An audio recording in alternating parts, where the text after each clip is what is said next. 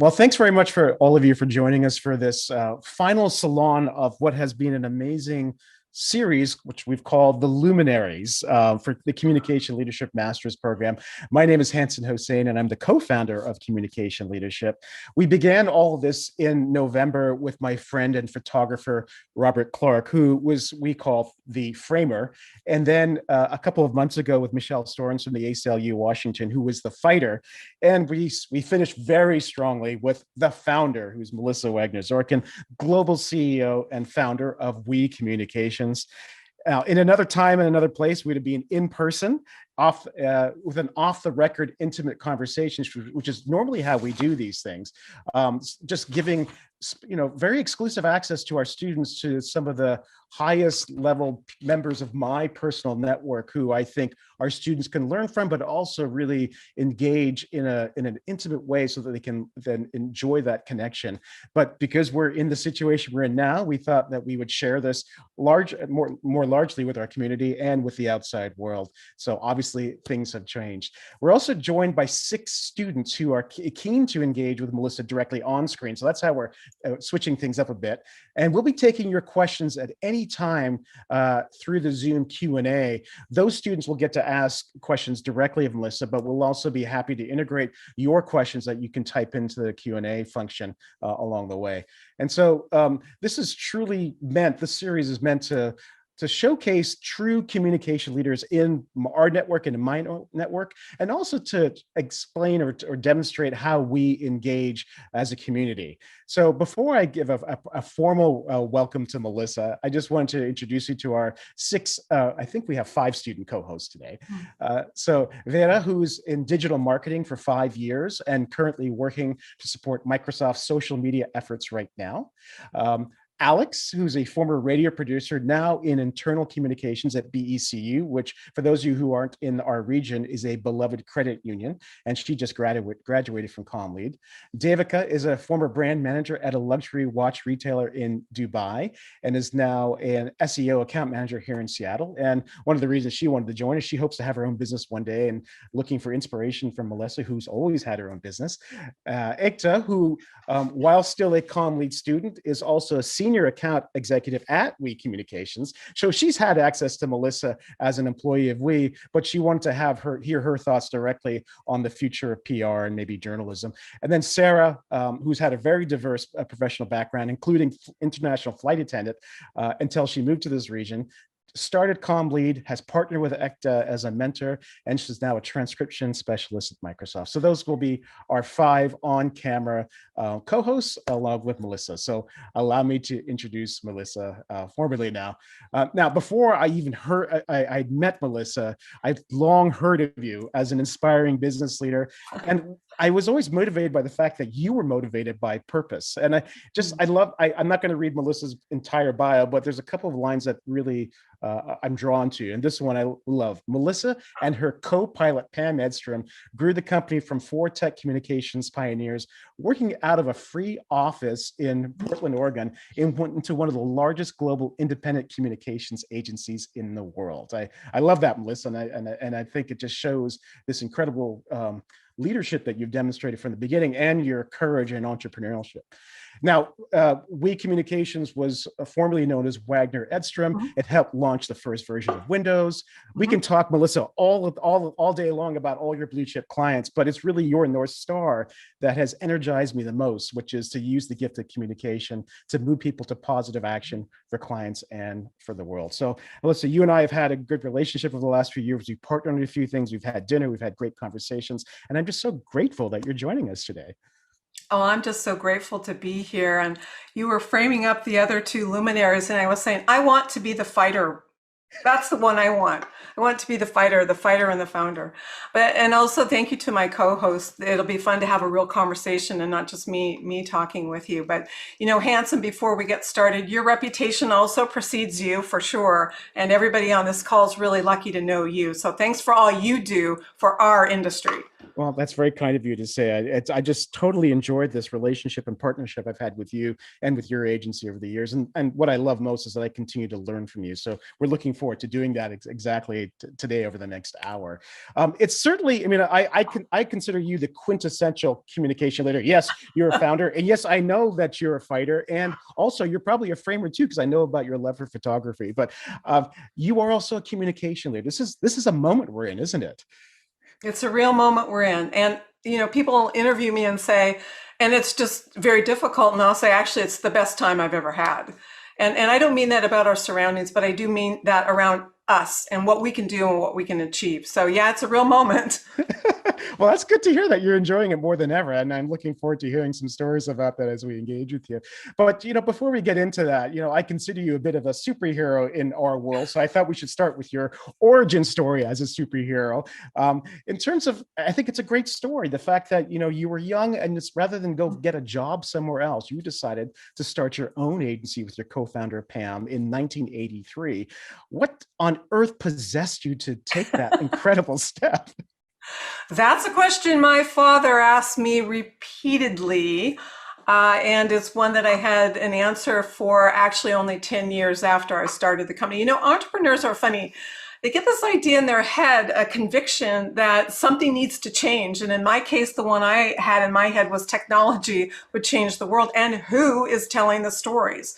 And if it's going to be something that's going to impact business and impact social problems and intractable world problems, we have to understand it, and no one was doing that. And so it's any entrepreneur, Hanson, as you know, finds a problem and decides they're going to do it better than anyone else, and then they just go do it. And so I did start the very first woman-owned and also woman-run independent, still independent today, agency. And yes, we have grown. Well, that's amazing. I mean, I imagine your dad eventually came around, but it must have. How much resistance did you face when you first started? Because you were women, you were young, you were two women, co-founders. That must have been something amazing to sort of overcome that challenge.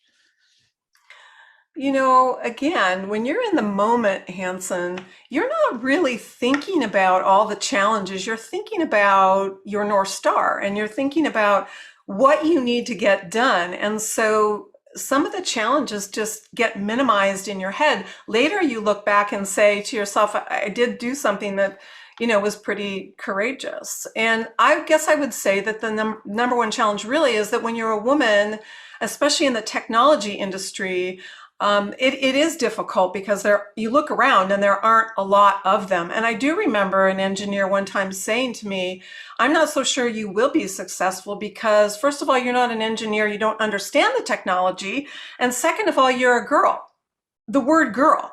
And I remember, by the way, we ended up going on press tours together. We ended up doing great work. He ended up being very, very successful. And so I think that they came around. So I think that that's the biggest thing about it is that you just have to overlook the things that you think, looking back, were challenges. But at the time, you're just there and you just go. Yeah, You just go. That's amazing. You did that, and you obviously got up to speed very quickly on some of those technical things that they wanted you to be literate about. So that's great, and that's something that we try to encourage our students to do as well. So since we're talking about this origin story, and that we're also looking to you for inspiration, especially with that entrepreneurial route, I thought we'd bring in Devika, who has a question that is connected to that particular narrative. So Devika. Sure. So, Melissa, my question for you is, you have built a successful global communications agency. What would you consider was your greatest challenge that you faced that would be instructive to those of us who want to take a similar path or follow a similar professional career? Well, first of all, thank you for saying successful. That's, I think, part of the secret of anything is that you never really say you have arrived. You never really say that you are successful. And so you're always then looking out at the future and saying we could do more, we could do better. And I think that our greatest challenge actually was always just keeping focused and picking the right thing to work on and making sure that we didn't try to do too much. And the same on the same side, it was the, North Star in terms of we are going to do that one particular thing. We will do that better than anyone else. And when people ask us to do this or this, we will say no. We got in a position early on then in terms of advising you out there who want to start companies. We got in a position early on as a result of being in demand, because we were careful with the relationships that we actually would take, and not in an arrogant way, but rather in a way where we were very honest to say, this is what we're good at, this is our size, this is how scalable we can be, and really not get it so far out over our skis that we'd actually fail. And so I think we would make promises, we would keep the promises. And the biggest piece of advice I'd give anybody is make commitments that you can keep, and keep them, and then remind people you just kept them, and then go back and do another and another and build on that. So that would be my advice. The other thing I would say is that we all have superpowers. Everyone who's just joined us, you're in communications because you're good at it. And that is fantastic. And we know that, but there's also things you're not very good at. And so my advice would be find the people who complement the things that you do really well, and have the courage to say, I do not do that well, you do that well, let's collaborate. So I think that that's another piece of it in terms of if you're starting something, you have to think about, first of all, the pain point, the need that you're going to meet, the biggest pain point and that need, and how you're going to come and answer that. But then second of all, if you can't do it all, you have to have the courage to bring others around you. And I'll tell you that in my company, I paid other people more than I paid myself for years and years, because I knew that I had missing pieces of expertise. And so I paid those experts more because I knew at some point things would come around. And so those would be some of the elements of advice. And I'd end by saying, if you've got a dream, you should just go do it. There is no better time than the time when you're sitting here. It's not going to all come together. It's not going to look all nice and neat. It's never going to be that perfect time for you. So just go do it. So how's that sound, David? Are you ready to quit your job and go start your agency after hearing this from Melissa? Hopefully, yes, at some point. I think I definitely I'm very inspired to hear that you kind of just went out and did it at a really young age, without really thinking too much, because I think I have that tendency to overthink things a lot. And I'm like, okay, when I get to this point in my career, or when I get, 2 more years of work experience, or when I accomplish this, or when I accomplish that, or when I reach a certain age, then that's the right time to do it. But as you said, there probably isn't. If you have something that you want to do, it's probably just best to go do it. Then let me tell you how many times Pam and I and all of our people would say to ourselves, we really have no business doing this. We really don't know the answer here. And what was, I think, beloved about us in the end was that if we didn't have the answer, we would own up and we would go find it. And so I would also say that to any entrepreneur, is that nobody expects perfection. And so don't overthink it. Just go do it. And as long as you're honest about, hey, I can't do that, or I didn't do that very well, then you will be successful. That's great. Does that answer your question properly, Devika? Yes, absolutely. Thank you so much. Great. Well, thank you. Melissa, you've mentioned this a few times in terms of your North Star, and I also in my introduction to you discussed a bit of that North Star about this focus on purpose, which now makes complete sense and seems so obvious, but it obviously has something that has been with you from the beginning. Mm-hmm. How is it that you got that right, and how did you stick with it all this time? Well, I did get it right, luckily, although I'm still working at getting the rest around it right. When you make a big declaration, there's a lot of little pieces that you have to get right. I think Hanson and I would point to when we started the company, we placed some big bets. And that's what, back to you, Danica, that's really what you need to think about is what are the things you're going to place your bets on? I place bets on tech will enable every business in this world, period, full stop. I placed the bet that if I focused on people over profits, I would always have the right people. And thirdly, my ability to communicate was actually a gift, and we should use it in a wise way and move people to action. And so, Hanson, those were the realities then, and those are the realities now. And you're right that they're very purpose-driven, every one of those. And so the question is now, as you look at businesses today, more and more of them are stating that this is really why we need to be in the world. And this is a very, very exciting thing, because the power of business to make change in this world is phenomenal. And so you're right that the conversation around purpose is really becoming something that is a business imperative. And our research has even shown that I think it's like 90% of people we just surveyed, along with the Business Roundtable and many others, have said that financials now are taking a bit of a back seat to driving from purpose. And so this is a very good thing, but that word purpose can't be a catch-all. This is where you fundamentally, as communicators out there, have to say, but what does that mean? And you have to dimensionalize purpose. This means for you, and this means for you, and where are you on that continuum? So I think we're at a place where, yes, we're all awakened to the imperative of purpose, but now we have to come back around and say, what do we do? Because it's only about actions. It really is, once we've made the declaration. Yeah, and I really love your use even of the word declaration. It's something that Yeah. we're focusing on. I'm teaching a class right now where the fundamental assignment is to figure out, how do we have a declaration that empowers leaders to make decisions when things are moving so quickly? And you mentioned that even the nature of leadership is changing right now. I think you were obliquely referring to the Business Roundtable in terms of how CEOs are thinking differently about their role, not just to make money for a company and satisfy shareholders anymore. That's right. And I think that again, action is what we need to keep our eyes on and as communicators push towards. And we can first, I think, get our clients to own up to what their superpowers are and how they should pivot those to world problems. But the second piece has to be around what are even if they're tiny steps, what is the forward momentum to get there? And are you, with your accountabilities, really measuring the impact every year over year, and then also being transparent about what you did well and what you didn't do well, because that's when we'll make progress, is when we have such firm accountabilities that people are measuring all of the goals. That's great. Well, that's a perfect segue to Alex's question in terms of where you were when you started to where we are now. So Alex. Yeah, Melissa, you touched on so many points in there that my question is more so asking for specifics of like you understanding your purpose and then understanding your client's purpose. Can you think of any of your most recent campaigns that have you believe have truly shifted public opinion on a cultural or social issue? I love that question, and it feels almost like a setup, although you may not have meant it that way. But we just finished one, in fact, with a Black-owned business that's a company called Bonte, and they're actually a woman-owned organization that's really from the standpoint of an entire industry trying to change things. Basically, in the beauty industry, even on things like film sets, beautiful Black women would show up and there would be nothing to meet them there. It would all be geared to a completely different, set of people. And so their mission is to really change that and to start putting these artists together with the people who are making these decisions and change the nature of Black beauty. And so we work with them on a Black Beauty Roster Summit, and it was resoundingly successful. And these two founders, they are phenomenal, Simone and Maud.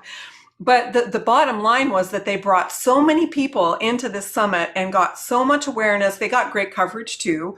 But the point is that I just met with her yesterday again, in fact, and I know that they will change the nature of how that business is organized and how more prolific a lot of those solutions are for the BIPOC community. So that's one that we just finished.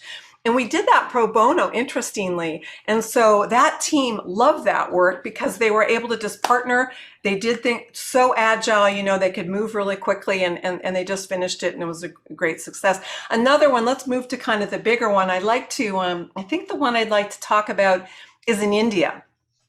We work with RB, which is now Reckitt, as you're probably aware. And in India, they have an organization also called Dettol, which is a set of soaps and hygiene and cleaning products. And one of the campaigns we worked with them on was all around sanitation and hygiene and toilets even, and all the things that really are fundamentally groundbreaking that you need to put in place. We didn't talk about soap. We didn't talk about those things. We talked instead about habits and changing behavior.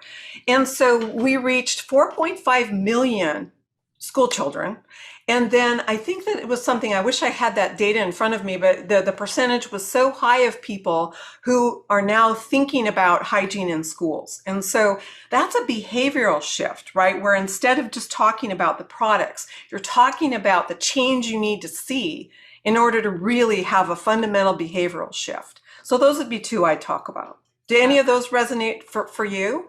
Oh, talking about behavioral habits, I think is Mhm. where we need, that's meeting people as people and like understanding and changing a habit is very difficult. Yes, I have a lot of bad habits that were very easy to set in and not so easy to make good habits. And I love how excited you're getting as you're talking about this. And I think my I'll, follow-up I'll question, sit back in my chair a little bit and be how alone. Oh, how how do you and your team handle when you are like, because clearly you care about these issues, how do you handle like the emotional investment when you're working towards something that has such like a noble purpose to it? I'm not sure that I even try to handle it. I think that one of the most important things about communications is knowing that you have power to change something. I mean, really, we are change makers. We do have a seat at the table. And so I'm not sure I try to contain anything. And I'm not sure I tell the team that either. You know, we're known, as Hanson knows, we're known as an agency who really has partnerships. We have no real vendor relationships. And we've gone for years and years and years with many of our clients. And so if they saw us turn down the passion or turn down kind of that caring, I think that they would feel less inspired themselves. That said, it can't ever, you can't just make a lot of noise without data and insights at the center of everything you do. And so obviously at a certain point you calm down a little bit in the room and you show the statistics that would state that, if they really want to get after something, they really need to think about this particular, marketplace with these particular, set of actions. But I'm not sure I'd ever try to tone it down. That's wonderful to know. I think being constantly excited by the work is what keeps you moving forward and keeps you growing. I have another follow-up if that's okay. well, how about we come back to that? I want to make sure I get to everybody who are co-hosts, but I think there'll be more than enough opportunity. Is that all right, Alex? Yeah, thank you very Okay, much. thanks very much. And Melissa, I love how you mentioned that we are, as communicators, we're change makers and we have a seat at the table. I think that's really important to acknowledge. I think more than ever, this is the communication age in many ways. And so we have to be there to help other leaders figure this out. So thanks for making that. You've spoken a lot about your current clients, which gets you excited, but some of your early signature clients are really what helped you put you on the map very early as well. How did you get that first signature client so many years ago?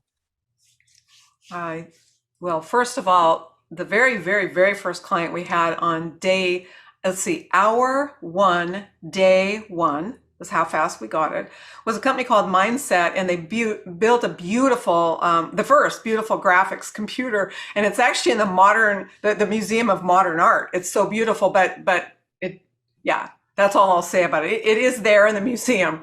And the second client we had was Sequent, which got sold to IBM for a very, very large valuation, and of course was one of the first leaders in parallel processing. But I think the one that everybody on this call is really familiar with is Microsoft, and that's a pretty funny story.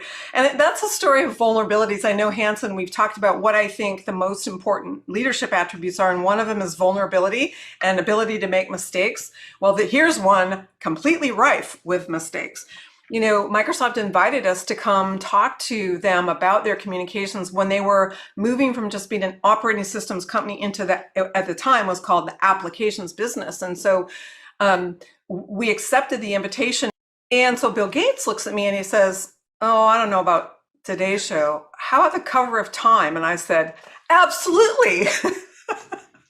And I really did say this. And we did do both. We did do both in 1 year from when we signed that contract. And that is the story of how we got on board with Microsoft. I would say, though, I get asked about this all the time. Is it the legacy? Is that the reason why we continue to work with Microsoft? And the answer is no, no, and no. Every year we have to earn that. Every single year. And I like that because it puts us through our paces and we're such, great partners. But legacy doesn't count for much, really. It's the partnership and earning it every day that counts for a lot. So hopefully that's the story you might have been looking for, Hanson. It's a great That's the story. one. But since we are looking to you for your creativity and courage, I need to ask you that when you said absolutely both times to the Today Show and Time Magazine, which are not easy gets, No, was it magical thinking on your part, or you just knew you were going to make it happen no matter what? probably both. I mean, there is always a little bit of magic in our work. I hope no one on this call will ever forget that. You know, you do need to believe in yourself, and you're there for a reason, and you can answer things, you can problem solve, you have the skill sets, you should speak up, you should have a point of view all the time. And so I always have a point of view, and I had a point of view there that we could do that. But also think, frankly, what I believed in, Hanson, was that the technology, again, back to that point, that the things that company, all those companies were doing, all three of them, and then our subsequent clients, really were world changing, and I could see it right in front of me. And so, yeah, I had the confidence that I could convince people in the general community that it was interesting, and to change, you know, things that were really techy to, you know, and complex and maybe scary, to things that they were really interested in. I did have the confidence. Oh, I love that. I love the fact that you're demonstrating that right now for our students. And I think that's something we can learn from as well. So thanks for sharing that. We're joined by our sixth co-host, who could only come a little bit later, but I want to introduce her to you before she asks her question. Isiorma, who is a multi-channel communication strategy, that power brand awareness and advocacy. And because I know you've been the Cannes a few times, Melissa, she's been the Cannes twice for the Young Lions Media competition. Yeah. So Isiorma, do you want to ask your question? Yes, thank you very much, Hanson. Thanks, Melissa, for joining us. I think my question pretty much kind of ties, you know, of Alex's question, and it's really relating to how you choose the appropriate technology, you know, to deliver the most impactful campaigns and communication campaigns for your clients. And in what way do the nature, or has the nature of your clients' businesses impacted that decision, or that decision process? First of all, hello, nice to meet you. And I know that you're already that you're very good at this, that you're already quite significantly involved in this. So you could probably answer your own question as well as I can, maybe better. What I would say first is that you're right in pointing out that businesses today are entering into the many technologies that they have available to them to communicate on different planes and different levels, and they're on a different continuum. So if you go to a healthcare company, you're not going to just say, let's dive right in, and first of all, let's join Clubhouse. Second of all, let's do TikTok. Oh, by the way, they'll just look at you like that. And it's a very fair thing for them to have that trepidation. And so I think the first thing you do is you step back and understand, you know, what are you really trying to accomplish? What is your strategy? Why do you have this strategy? And you work with them to build what I call the epic, not the episode. You work with them from, you know, maybe a multi-year perspective, where you say, let's start here. Let's start at the start with you. Let's first fundamentally understand why you're doing what you're doing, and then what's appropriate for that. And then you can give them a lot of the inspiration around where you could take it, but you have to be very careful to meet them where they're at. And then there are technology companies, of course, who are actually the ones that are building these, you know, technologies, and they understand as well. And there you have to hold up a mirror to them. And you have to really say, look, you know, don't get ahead of yourself here, because that's not believable at all. Let's choose the voices. Let's choose the channels. Let's choose, you know, the platform and the campaigns that will really work for you now. And let's also be transparent about what's missing. So I would really say that it's great to have all this available for us, but at the same time, we have to be incredibly astute around, you know, where is that client on that continuum of communications? And every one of them needs to start at the start. We fundamentally, all of us as communicators, need to say, why do they exist? What is their purpose? And then will they take, most important question, will they take the actions when they're using these technologies to really back up all the communications that they've just done? Does that make sense to you all? Can I ask you the same question? What did I miss? It makes absolute sense. Like, it just reminds me of how when you said, we have to, even though they create some of these technologies, we have to hold up a mirror to them, to really see what, it's then the mirror. Some campaigns I managed some years ago, I recall having certain conversations with my clients, and a client saying to me at a meeting, "Oh, I don't hear my ads on radio." And I'm like, "You're not the target audience, right?" I try to remind them, like, "You're not the target audience. This product is not for you." So I would not place your ads on a station just because you listen to that radio station. I have to place it where, the people we need to reach are actually listening to. So yeah, it makes perfect sense. Thank you very much. I would build on that by saying too that we've actually had the courage sometime to say you're not ready for any of it. What really, no, really, what you need to do is influence public policy. We need to step back and understand either at the state level or the federal level or the global level, really, what changes we need to put in place. What's the advocacy really here first?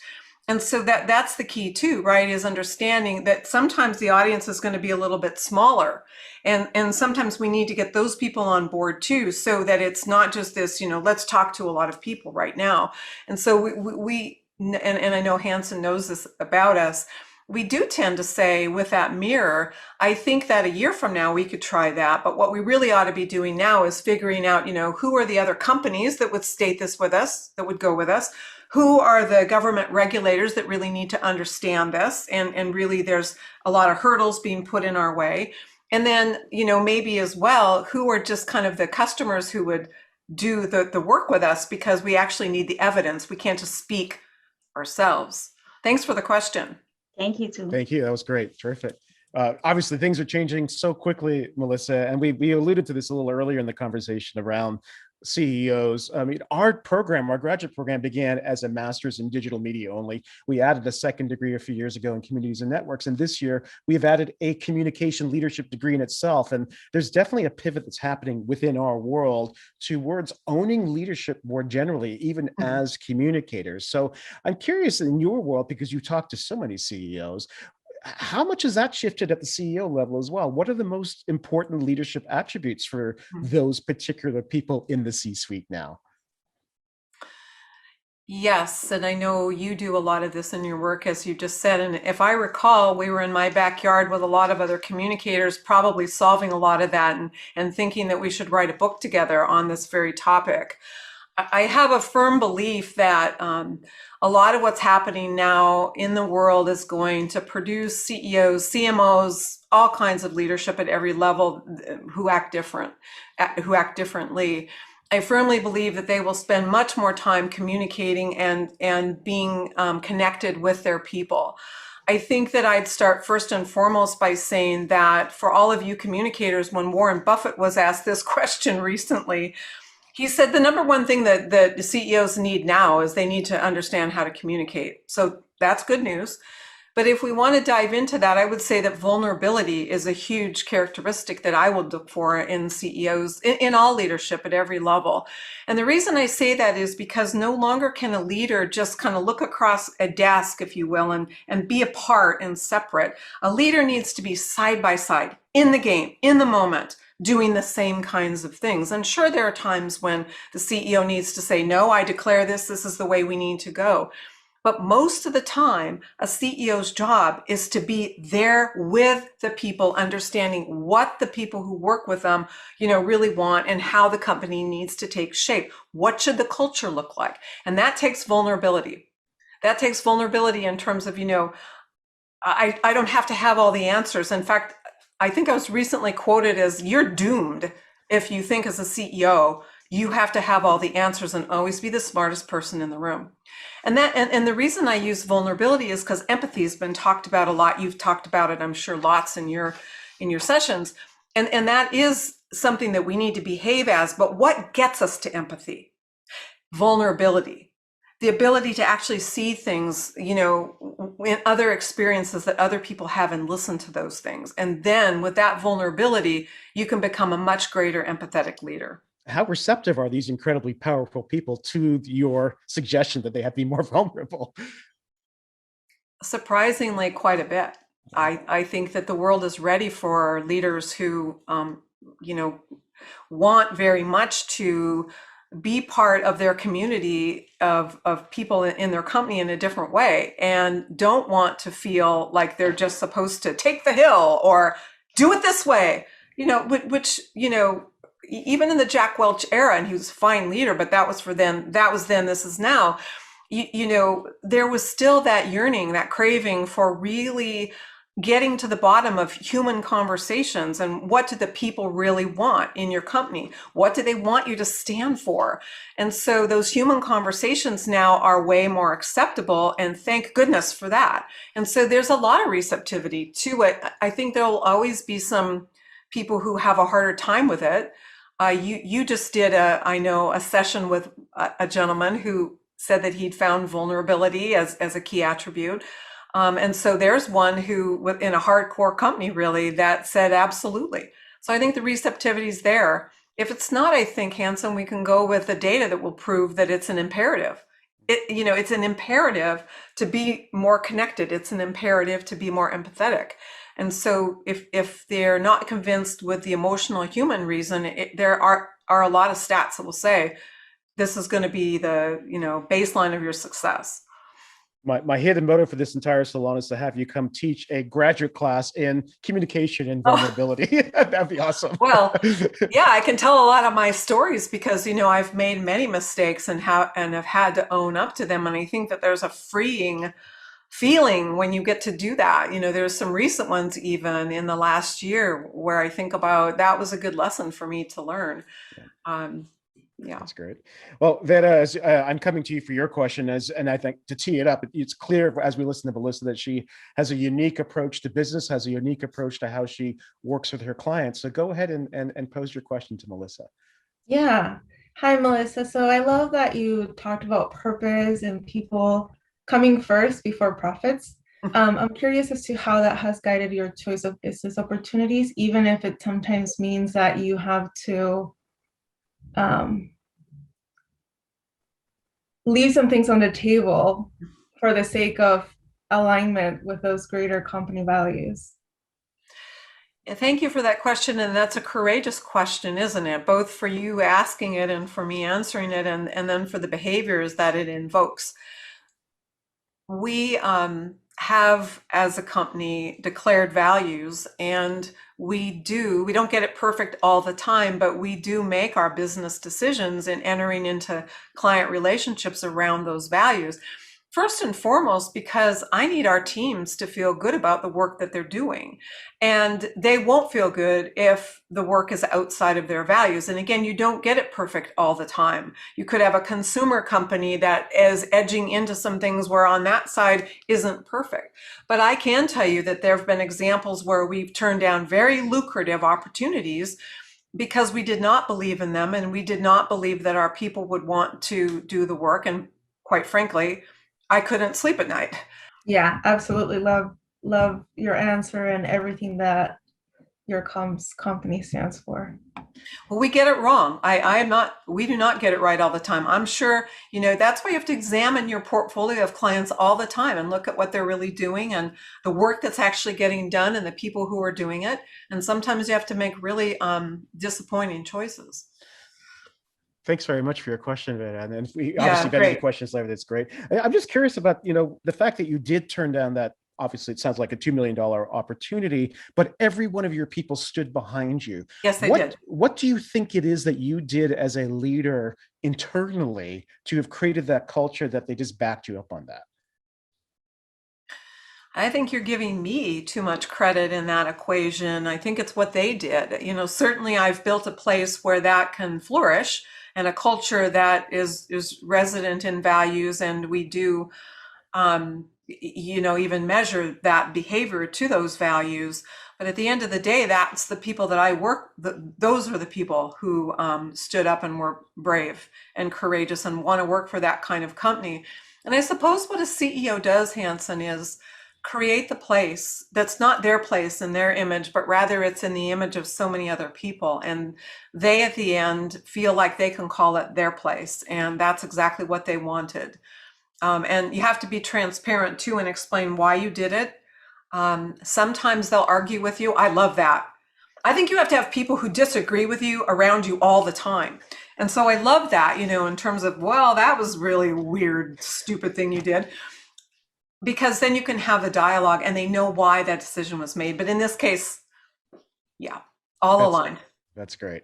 By the way, we are getting some questions in the chat box, and I'll get to them in a second, but I just wanted to make sure we also heard from our Salon folks. And if you have a chance, let's just take a look at those questions to see if there's any one in particular that you feel most comfortable responding to, and we'll come to them as well. So we've talked a lot about Melissa's relationships with her clients and for-profit clients that she's had as well. Sarah, you had a very specific question about Melissa's other work. Yes, hi. So my question was actually, I know that you supported impactful nonprofits such as Colorcom, and I was just really curious as to how that has informed your perception of the future of technology, and especially as it relates to women. Well, I'll just say right now that I think that the track record of diversity, and I include gender in that, and the technology sector is deplorable. I just will say that. And I'm sure I'm part of the problem too. And we need to fix it. And we are dedicated to fixing it with our accountabilities and the things that we're measuring. From a tech perspective, I think that it's so crucial to explain that we're going to get a better outcome. More invention is going to happen if we have diverse voices at the table. And so from the very beginning of time, when I started my company, I've always been part of having to build a bigger table just because I'm a woman. And so I guess that from the standpoint of what I think, how that characterizes my view of technology, because we get to talk to so many of them and we get to be a part of their technology strategy, technology comm strategy, we will demand that. We've also done something. We've opened up a lot of our own strategies to clients in terms of what we're doing, say, in diversity and inclusion and belonging in particular. And we've actually gone to some of our clients and said, see, you haven't asked yet, but here's what we're doing. Want to know anything? And so in some of those instances, we've actually been able to move some of them over to like a Colorcom sponsorship where they're starting to see, and be part of the community too. So it's a journey for sure. I think it can be made. I'm optimistic. And the more we can play, I have 1,250 people in my company, and I recognize I can do a good job with diversity and inclusion, but my scalability is reached when I get to reach my clients and I have a chance to really get them to think differently. And so that's really what mission we're on, is really getting them to, and if it takes us partnering on some of those things, we would love to do that. Does that answer your question? It really does. Thank you. I think it's wonderful. I think you're doing be the change that you want to see in the world, whereas you're showing your clients leads. That's what we're doing, so you might be interested in following suit. And I think that it takes courage to do that. And I think it's really interesting how you're displaying both vulnerability in your leadership style, but you're also courageous. So that's really inspiring. Thank you. Well, thank you, Sarah. Those are I'm going into a weekend, so I'm just going to take that with me and feel really great. I did want to say something to the people on this call about what you were just talking about. I think that we are in this position now where we may not even know our power. And I don't mean power in a negative way. I mean power in terms of go in and talk to people with a point of view about, you see how you came across there? Go in and say that, or go in and say, we should write it this way. We should express it this way. I mean, you need to really come into that communication, wherever, client side, agency side, individual contributor, consultant, with a point of view, as I mentioned before. And so I just urge all of you to understand that right now, business people are craving that. And they are so, as Hanson asked, receptive to being told, we really need to do that better. And that's the good news, but they don't know where to start. So I urge everybody on this call to think about the power that you have and really how you're going to stand for a point of view, what you're going to stand for, and how you really can be kind of pushy, really, in terms of, hey, we really have some things we have to change here. Let's get with it. It's amazing how we've thrown politeness out the window a little bit in terms of we need to have these very candid conversations. What was there any particular thing that changed in the water or something that allowed us to suddenly say, well, hold on a second, we have to take very direct action about this? And me as a CEO, yes, I need more permission to do this because I haven't done this in the past, but I know that things have changed. What has changed here? I'm trying to figure it out myself. I would first say we have wonderful clients, great clients. We are so honored to have the ones we have. And so I would first say that I've seen this in clients forever, but what I haven't seen is the prioritization of it. And so I think what has changed, Hanson, is that the times call for that connection and that transparency about what is really going on in the moment, agile, change if you have to, because we really need to be that kind of agile leaders. And so it's not that it's been an invented thing and people are kind of putting it on like a coat. Oh, now today I need to be a good comms person because I'm a CEO and it's demanded. I think it's been there, but I think in terms of how much time they spent doing it, it was a fraction of what they now need to do. And I think that one of the big things that has pushed this is that the stakeholders have just become so broad, and people, leaders everywhere know that their biggest stakeholder group is employee engagement, their employees, their people. They need to listen, they need to learn, they need to be, in the moment with their employees. And that in itself is a, kind of something else that they might not have spent a lot of time on. And so they might have done a fireside chat, let's say once a year. Now you see them, reaching out to smaller groups, trying to understand what went wrong, being involved in exit interviews, being involved in, kinds of meetings where there's pushback on something, a policy. And so it's probably that too, is that people know their power and they want to work at companies where, things are really happening and the CEO is really responsive. Yeah, I was just even reading today, it's in the Atlantic Monthly, I think, it's not a question about doing the right thing because that's what the times demand. It's like, it's actually good business. If that's what the stakeholders are asking of you, whether it's your customers or your employees, then you as a leader have to go where that heat is, right? And respond accordingly. There is a a business imperative is definitely paired with good communications and also purpose, to the earlier conversation.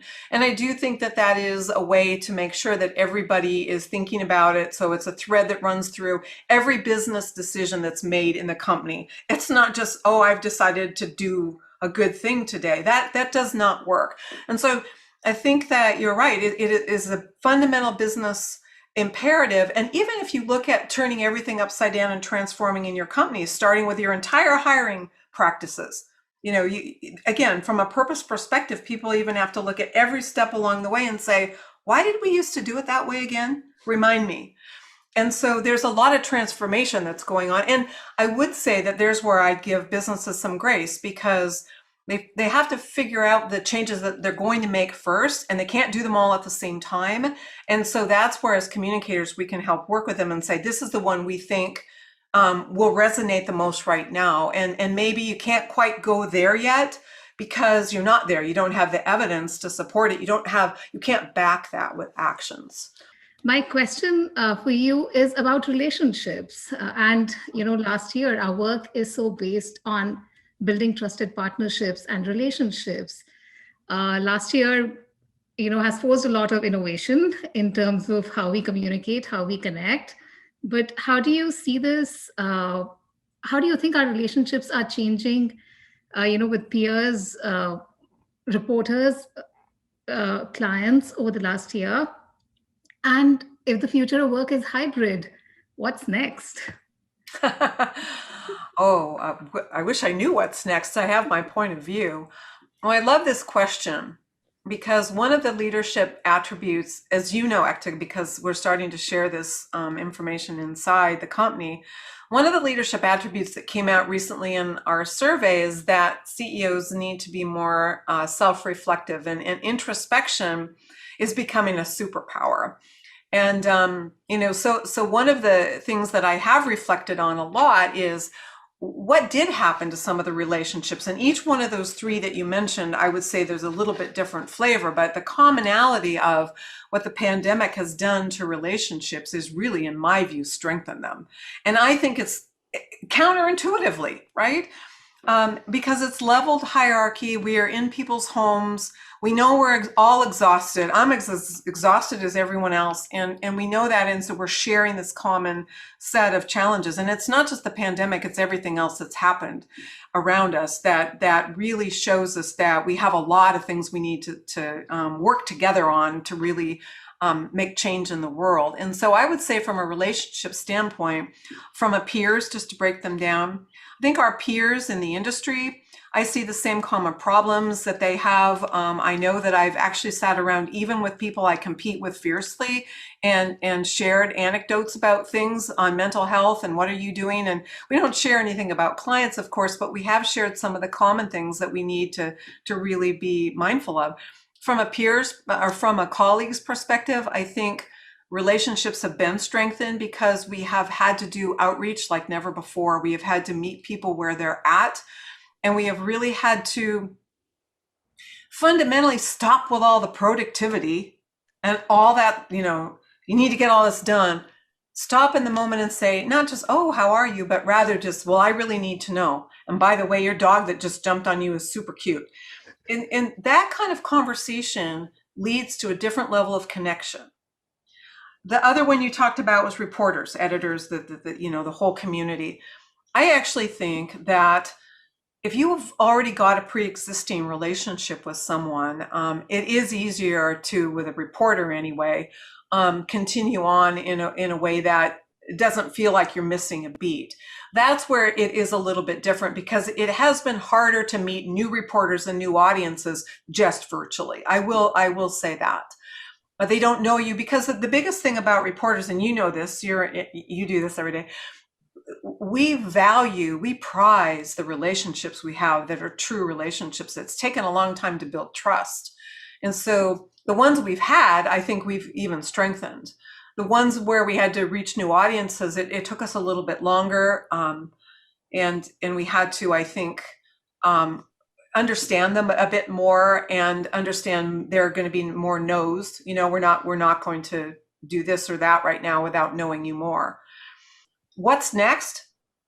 Like I said before, right now, I'll tell you what I think and then ask me in a week and you'll be able to know all of this. I think that the hybrid approach to taking what we've learned in these challenging times about what we can do with technology and what we can't do with technology will allow us to blend in different ways and allow us to go back into our offices, but not with the same level of demands. I think that we'll come up with hybrids, whether it's a 3-2-2 hybrid, whether it's more flexibility around not just the days, but how many hours in the office. And so we're looking at every one of those things. I would say that from the standpoint of travel, we will look very carefully at where travel needs to really happen, and we will load the travel differently. We won't just go zooming off to have one meeting in New York. We will think about it. We will think about the 7 places we should be in New York, and we'll construct it differently, and we'll use our time wisely, I think. We got crazy there a little bit. Let me just speak for myself. I got crazy. I was on the road all the time. And if I went back and looked at that, at least 10 to 20% of that was more gratuitous than it should be. So I think there'll be a lot of changes. And I imagine that everybody on this call thinks that too. I always wanted to go to Cannes with you too. So let's hope we can do that one day. Oh, Cannes. Yes. Well, we brought students with us. That's right. That was the most fun time we had at Cannes. We brought the students with us and then we asked them to do all of the communicating out and through their eyes. And so it was very interesting what they saw, what they thought was interesting and what they thought was kind of just same old, same old. Yeah. Well, thanks for answering that, Necta. Thanks for your question. Now, Melissa, we're at the top of the hour and we should probably start to let you go. But I feel I forgot to mention when I was introducing you to that you actually ride a Vespa, which makes me feel like we should ask that one last question in terms of what's something you're working on outside of work that really gives us a really good understanding of what you care about beyond this incredible agency and business that you've built. And frankly, this ethos that you bring to the world. I am incredibly lucky that right now in my career, what I care about on a personal level and have forever been devoted to philanthropically, just day after day, grind after grind, has actually intersected. because I have used always 4 to 5 hours of every weekend for my with my family, actually, to make sure that we're doing the right thing philanthropically. And it's always been around women and girls, and it's always been around teaching them how to start businesses.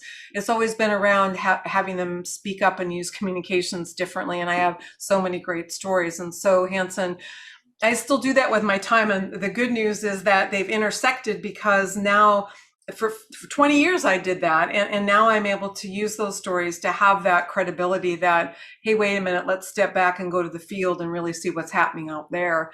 So that's where what I use my spare time with, when I talk about the philanthropy piece. And yes, I ride my Vespa, and yes, I hike, and I do a lot of crazy things. Yes, that's true. And I read incessantly because I don't sleep enough, although I would encourage everyone on this call to know that sleep is the new thing. And so get some. But I think that the message I'd leave everyone on this call with is that if you have a personal passion, don't think that just because you're going to go to work now, you're going to have to leave that behind. That's why I told that story. I've got to a place where that personal passion that I chose is something now that I can scale with my company, and everyone believes it too. And that's what you really want to find is, and you can have that outlet while you're working. It's not mutually exclusive to have a good living and also follow a passion in your company, and find the right one and speak up and make sure that they know what you want to really do with that time. Companies should give volunteer time. Companies should allow those things to happen so that you really can have a fulfilling work experience. So that's kind of a good last question, unless there's one in the chat, Hanson, because I think we got them. Yeah, I think we did. And I just wanted to respond to what you just said. I think what I love about how you answered that is that even though you still do divide your personal from your professional in terms of your life, what transcends and is equal to both is your sense of purpose. And I think that just has been with you. It's in your DNA. It's in with your company's DNA, and it's how you live. And I really appreciate that. And I love how you've shared that with us today. And rather than me leave a pithy conclusion to everything, I would love for our co-hosts just to turn off their mutes and just say a quick goodbye or a thank you, or just one last thought to Melissa, that without prolonging the conversation. But I think this was really intended for you, for our learning community, to share with the public and to hear an incredible leader like Melissa. So I will leave the last words to you all. I'd just like to say thank you so much, Melissa and Hanson. I feel like, Melissa, when you were saying that you partner with companies and organizations that align with you, it makes sense that you're talking to Hanson and with our program, because I see so many ways that we align together. So it's been a joy to know it's not just within this bubble of the university, that this happens out in the world as well. Thanks, Alex.